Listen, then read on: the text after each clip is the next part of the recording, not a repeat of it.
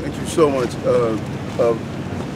Borough President Diaz. And I think that the Borough President Diaz really strikes at the heart of this issue. Men and women of the New York City Police Department, that is the profession that they carry out as public servants. But when they go home and they take off that uniform, they're very much part of our community.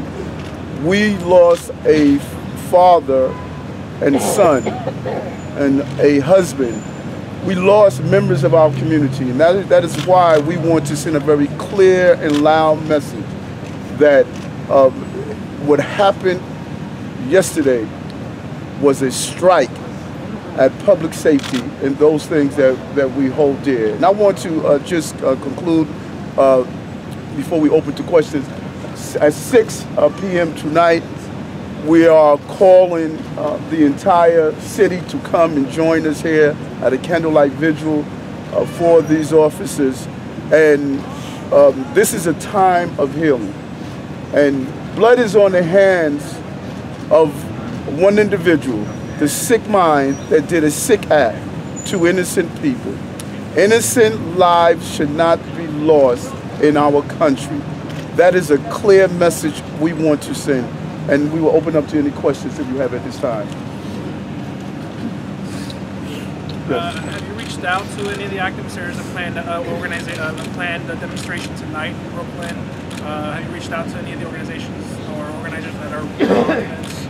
Yes, as you know, many of the demonstrations are very loosely tied, and there's no central organizer.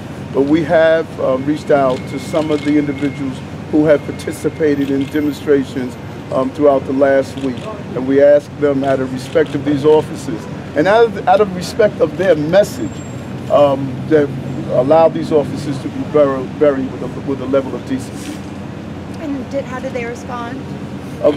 Many of the young people who have been part of the demonstrations in the Brooklyn area, they have strongly stated that this is not their message, and that they are going to hold off from doing any demonstrations until after the funeral, and we're hoping to get that message throughout the entire city.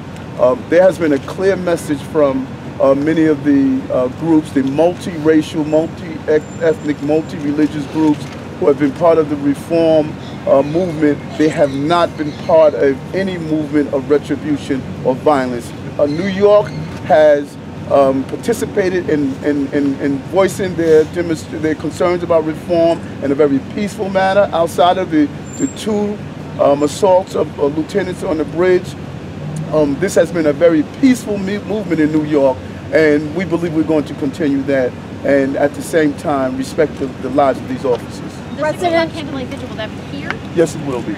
Can you answer, as a police officer and now a city official, where do we go from here? I mean, after something like this happens, what do you think is the next step?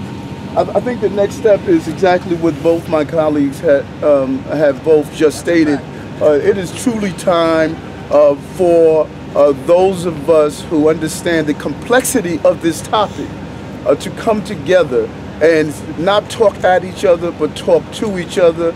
Let's first seek to understand and then be understood. Let's bring and not allow the desecration of these two officers. These two officers patrolled in a community where crime decreased by over 30%.